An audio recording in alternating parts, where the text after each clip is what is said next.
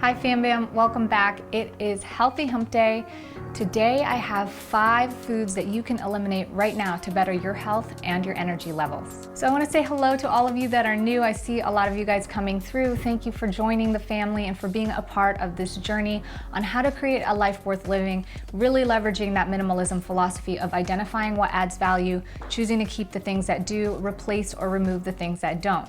On Wednesdays, we're talking about things that we can improve our internal environment, specifically our health. And today there are 5 foods that I want to share with you that I've learned in the course of curing adrenal fatigue, being a fitness trainer, and just what I've learned so far. Number 1 is fast foods. We all know fast foods are not really good foods to put in our system, but the question is why? Fast foods tend to have a poor combination of high fat, high sugar, which is bad for your hormones and bad for your health. They don't tend to think about your health when they create fast foods. They just want something yummy that's going to be able to be made quick and taste super, super good, sometimes even addictive to keep you coming back for more. We all know that fast foods are not contributing positively to your health, so eliminating it entirely or reducing it significantly is going to help. What you can do to replace it is do quick prep meals. I've done a meal prep video and how I approach that. I know a lot of you guys are asking for samples, and if you stick around, I'll be sharing some of those with you soon. The next thing that you can eliminate is processed foods. Processed foods is kind of like fast foods in the home. We have processed canned foods or things that are mixed up because we don't want to take the time to, create the ingredients, have to cook it for ourselves. And that's totally fine. That makes sense. But if you just eat simply, it's super easy to remove all of the downsides to processed foods, which is a lot of chemicals, again, poor combinations. There's things that need to be preserved, so that just heightens the amount of toxic exposure that we have. And really, when it comes to any type of food or anything that we put in our system, if our body can't process it or there's too much of it, we store it in a form of lipids within the cells, which is just basically fat in the cells. So this is the reason that when we're overweight or obese, we actually have more health problems, because we have more storage units that are containing things that we don't need, such as toxins, chemicals, and excess nutrients. And when these storage units begin to expand and split, they start creating new cells, and with all the toxic stuff going on, a lot of times those new cells don't replicate well. They replicate poorly, causing diseases, illness, cancer, etc. The next thing that you can eliminate are refined sugars. This is a tough one because I personally love sweets myself, so I try to eliminate as much as possible. And one of the things that I do to replace it is give myself real sugars combined with good fibers and nutrients. This is in the form of smoothies with fresh fruits and veggies. I also don't mind a lot of the raw put together snacks every once in a while, but still it's very important to make sure that when you're eating lots of sugar, it's combined with good fibers and nutrients so that the body digests it slow.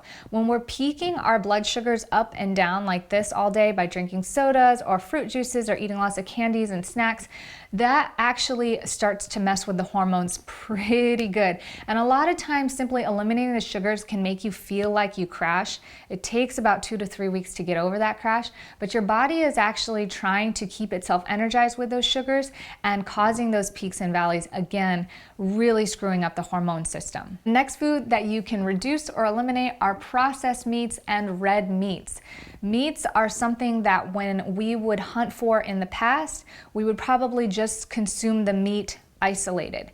And the meats weren't processed the same way that they are now. It's really hard to find good local fresh meat, and so I try to stay away from meat as much as possible. I have been humbled recently in the fact that I really could not heal my adrenal fatigue without consuming some meat, but just because you have to consume some meat to be healthy and maintain a good balance, especially in a healing situation, you don't need to overconsume meat. And our society has been led to think that we need to eat meat every time that we have food. It needs to be the primary resource. And the issue is that our meat is just not as clean. It's not wild anymore. They're pumped with a lot of different hormones and preservatives. A lot of these animals are sick. And most of all, the way that we eat meats tends to be a highly acidic combination.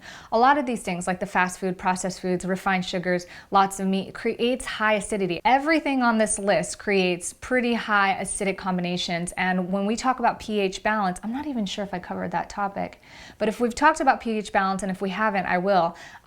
It's so important to keep your body neutralized or alkalized, because acidic environment in your body actually allows disease, cancer, illness to easily form and continue to grow. So we really have to watch the amount of acidity that we're putting into our body and really balancing it with an alkalized, whole, nutritious, fresh, enzyme-rich diet. The last thing that you can eliminate or reduce is caffeine. Now, I love coffee, I don't depend on it, and most of us depend on coffee or caffeine or some sort of energy resource like the refined sugars.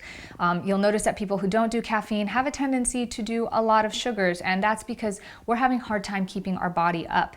This definitely messes with our hormones. It puts our body in a deficiency, and it makes us dependent on things that don't contribute to our health or add value. All of the food combinations we've talked about so far really mess with the hormone levels. They mess with the blood sugars as well as your energy levels, because it keeps you from being able to really sense and feel what your body needs.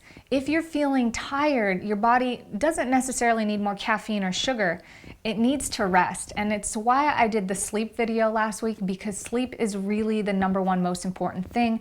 It's something that I've neglected because that's just how it goes, right? We stay up late, wake up, have caffeine, just go, go, go, go, go without relaxing and restoring our body. But I always like to compare this to like a well-oiled machine. If you don't service or refuel your car, or if you don't rest and feed yourself after a workout, and you just continue to run at that high octane level, then you're left without any resources, and you become not only deficient, but kind of negative in your energy or your physical bank account. So it's really important to make sure that if we are dealing with a lot of work or a lot of stress or a high level of activity during the day, or just a tight schedule, we really have to rest and balance it with something that's actually going to fill up and replenish our fuel tank. And sleep is the #1 thing.